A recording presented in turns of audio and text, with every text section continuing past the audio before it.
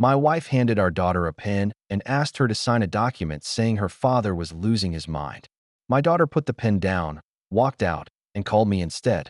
That decision changed everything. Welcome back to the channel. Grab your coffee, get comfortable, and remember, the people in these stories had every opportunity to play it straight. They had every chance to walk away clean. They just chose the hard way. Drop a comment to let us know where you're watching from, and make sure to subscribe. You're going to enjoy this one. The town of Clover Ridge sits about 40 miles east of Columbus, Ohio. It is the kind of place where people know your car, know your dog's name, and know when your lights go out at night. There is one grocery store, 2 diners, and a barber shop that has been run by the same family since 1971. It is not a remarkable town, but it is the kind of town where a man can spend his whole life and feel like he chose well. My name is Gerald. I am 66 years old. I spent 34 years as a high school history teacher. Not the kind of job that makes you rich, but the kind that gives you something harder to put a number on. I knew every student's face for 3 decades. I knew which ones were carrying something heavy and which ones just needed someone to take them seriously. When I retired, 3 different graduating classes sent me cards. I still have all of them in a box in the spare bedroom. My wife of 28 years was a woman named Loretta. She was a medical records coordinator at the county hospital for most of our marriage. Small woman, quick laugh, the kind of person who remembered everyone's birthday without writing it down. We had met at a church potluck in 1994, of all places, standing in line waiting for the macaroni salad. She had made a joke about the heat. I had laughed at the wrong moment and spilled sweet tea on my shirt, and somehow that was enough to get us talking for 2 hours. We were married 11 months later. We had 1 daughter together. Her name is Renata. She was born in 1997, and she was the kind of child who made parenting feel effortless in a way you know, even while it is happening, that you should not take for granted. She was curious and warm, and she had Loretta's laugh and my habit of underlining things in books. She went to Ohio State on a partial scholarship, studied nonprofit management, and moved back to Clover Ridge after graduation because, she said, she wanted to be close to home. That made Loretta cry at the kitchen table in the best possible way. For most of my life, I would have told you I was a lucky man, and I would have meant it without any hesitation. I had a house I had paid off, a pension from the school district, a small investment account I had been quietly adding to since I was 35, and a family that came over for dinner on Sundays. That was the whole picture. That was everything I had built. I had no reason to look at it sideways. The retirement years had been quiet and full in the way I had hoped they would be. I took a woodcarving class at the community center. I started walking 4 miles every morning along the old railroad trail at the edge of town. I coached a free Saturday tutoring session for middle schoolers through the library. Loretta was still working part-time as a consultant for the hospital. Life had slowed down, but in a good way. The kind of slow that lets you actually see what you have. I want you to understand the before, because what came after only makes sense if you understand how completely ordinary and good the before was. Hey, quick pause here. Where in the world are you watching from right now? Drop it in the comments below. And what time is it there? We have people tuning in from places I never would have expected, and it always means something to see where these stories land. The first thing I noticed was small. So small I almost didn't file it away. It was a Tuesday in March, about 14 months ago. I had gone online to check our joint savings account, the one Loretta and I had used for household expenses since we were first married, and the balance was about $3,000 lower than I remembered it being. I sat there for a moment, running through my head what we might have spent it on. New water heater, maybe, or the car insurance renewal.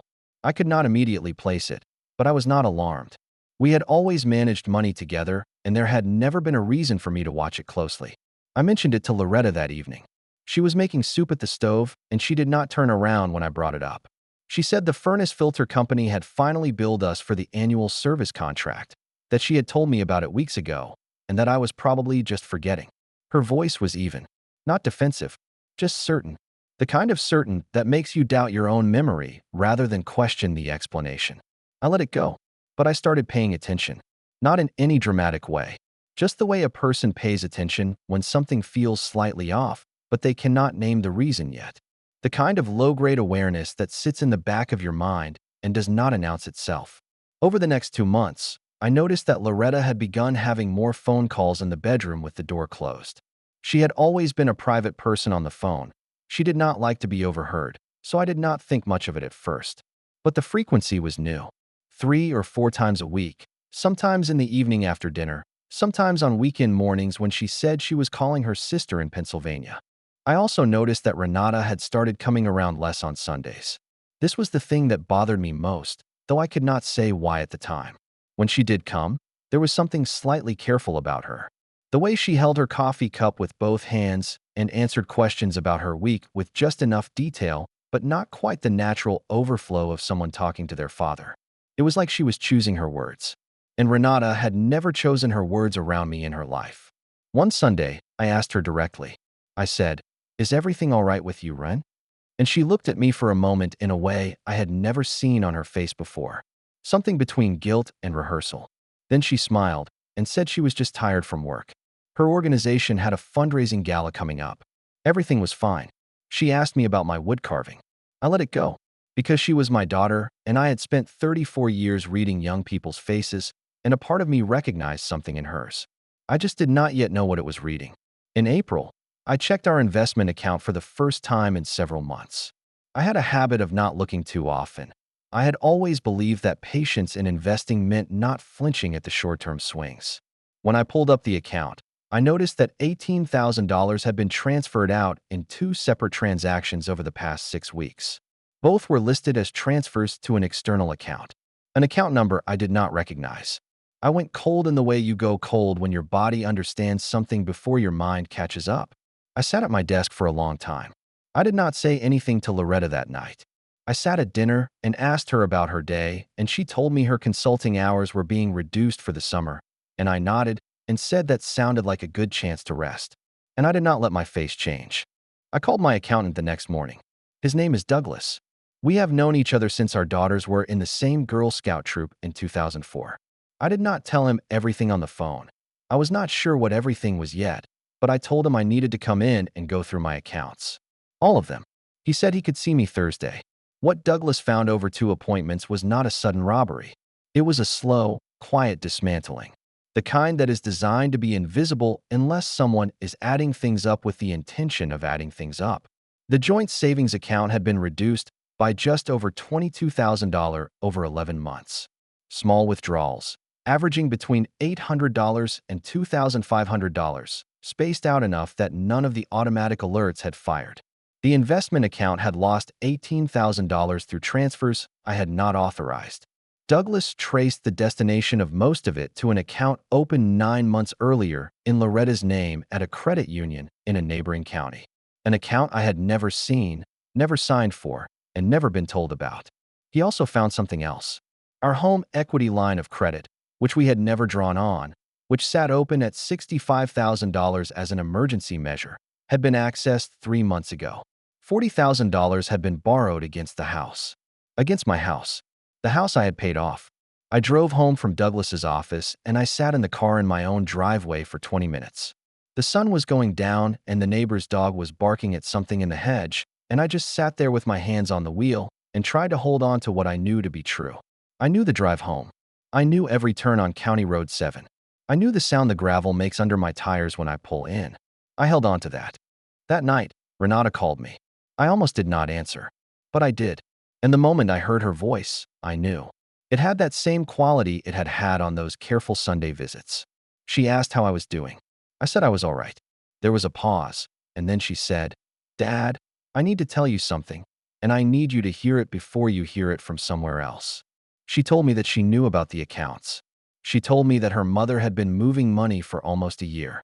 She told me that she had known for 2 months, that her mother had brought her into it gradually, had told her that she was setting herself up financially for what came next, that she and I were heading toward a separation, that she needed to protect herself. Renata had believed her at first. She said she had not wanted to get between her parents. She said she had told herself it was between us, that she did not understand our marriage, that her mother had a right to look out for herself. Her voice broke somewhere in the middle of that. Not a dramatic break, just the quiet kind, where the sentence gets smaller at the end. I sat in the dark of the living room and I listened to my daughter cry, and I did not say anything for a moment. Then she said, but then she asked me to sign something. Loretta had had a document prepared, a letter, written in careful language, stating that I had been showing signs of declining memory and judgment over the past year, that I had become confused about finances and had made erratic decisions, that as someone who lived nearby and spent regular time with me, Renata could attest to this. The letter was intended to support a claim, if one ever became necessary, that the financial decisions had been mine, that I had mismanaged the accounts and could not account for the missing money. Renata had not signed it. That was why she was calling me. She had held the pen over the paper for what she described as a long time, and then she had put it down and walked out of her mother's kitchen and driven home. She said that was 3 days ago. She said she had not been able to sleep. I told her I was glad she called. I told her I was not angry at her. Both of those things were true. One of them was harder than the other. Before we go further, if you're still with this story, drop a comment below. Tell us where you're watching from and what time it is there. These stories travel further than I ever expected, and it means everything to know you're on the other end of it. I called a lawyer the next morning. Her name was Vivian, and she had been recommended to me by my accountant's wife, who had used her in a property dispute 4 years earlier. She was a straight-talking woman in her late 50s who wore reading glasses on a chain and took notes in a small red notebook. She did not express surprise at what I told her. She asked clarifying questions and wrote things down, and at the end she said, "You came in at the right time. Let's be very careful about the next steps." Vivian's first instruction was the same as a doctor's version of don't touch anything. Do not move money. Do not confront Loretta. Do not have any conversation about finances that could later be interpreted as an admission or an agreement. Preserve everything. Log everything. And come back in 1 week. What she found with the help of a forensic accountant over the following 3 weeks was thorough and documented. The transfers were traceable. The Hellick draw was on record. The account at the neighboring credit union had a clear paper trail. Most importantly, the letter that had been prepared for Renata to sign, which Renata provided voluntarily, with a written account of how it had been presented to her, was what Vivian described as a significant problem for Loretta's position. Because that letter, drafted to be used as evidence that I was mentally declining, had been prepared before any legal proceeding was underway. It was preemptive. It was, in Vivian's words, the kind of thing that shows intent. The divorce filing happened in May.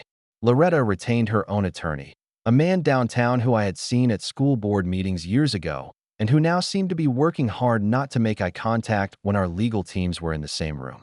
The proceedings were not dramatic, at least not on the surface.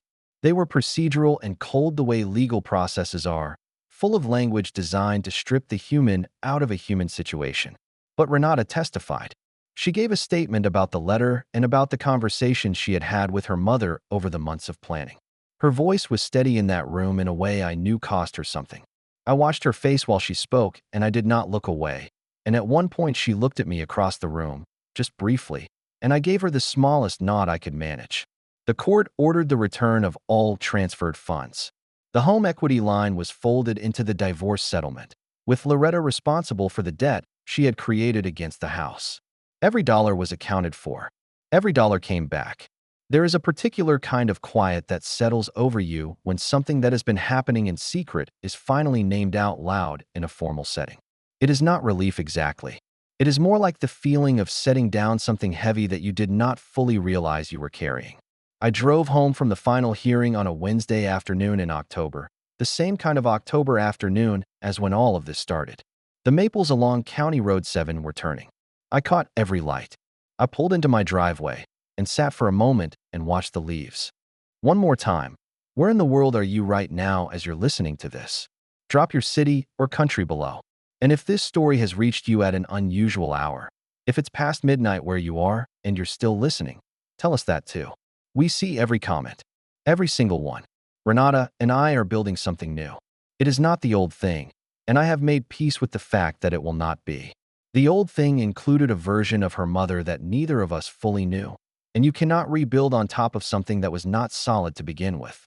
But what we are building now is honest, and it is careful, and it is more real than anything we had in those 2 years when something was wrong and neither of us said it clearly. She comes over on Saturdays now. Most Saturdays. Sometimes we sit on the back porch and talk, and sometimes we just sit. Last month, she brought me a book about the history of the Ohio and Erie Canal that she had found at an estate sale. She said she thought of me the moment she saw it. I read the first chapter that same night. Douglas and I have coffee on the second Friday of every month. He is the kind of friend who does not make you explain yourself when you go quiet. He just refills the cup. I have started going to my tutoring sessions on Saturday mornings again. There is a boy there named Marcus, 12 years old, who has a harder time than most reading for comprehension, but who is the most determined student I have ever seen. He stays 20 minutes after every session to ask extra questions. I told him last week that was a rare quality. He looked at me like no one had told him that before. That look is why I did this work for 34 years. I am 66 years old, and I am living alone for the first time since I was 29. Some mornings that feels like loss, plain and simple. Other mornings it feels like something I am still in the process of naming. I walk my 4 miles every morning along the railroad trail. I finish my wood carving class project, a small cardinal, wings open, perched on a branch. My instructor says the grain on the wing is clean. I told her I had a good teacher. The house is still mine. The red door is still red. Some things you do not change because they were never the problem. What I know now that I did not know before is this. You can share a life with someone for decades and still not know the full shape of them. That is not a failure of love. It is just the truth of being human. That people contain rooms you are not shown until the door is opened from the inside. What matters when that door opens is what you do next. Whether you panic or whether you get still and careful and clear. I got still. I got a good lawyer. I paid attention to the small things before they became large things. And I had a neighbor named Douglas who kept his receipts. And a daughter who put down the pen. That was enough. Sometimes that is all you need. Not everything. Just enough. If this story meant something to you today, do something small. Share it with one person. Leave a comment.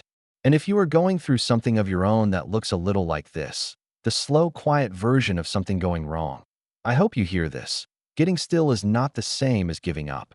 Sometimes it is the bravest thing you can do. Thank you for being here. We will see you in the next one.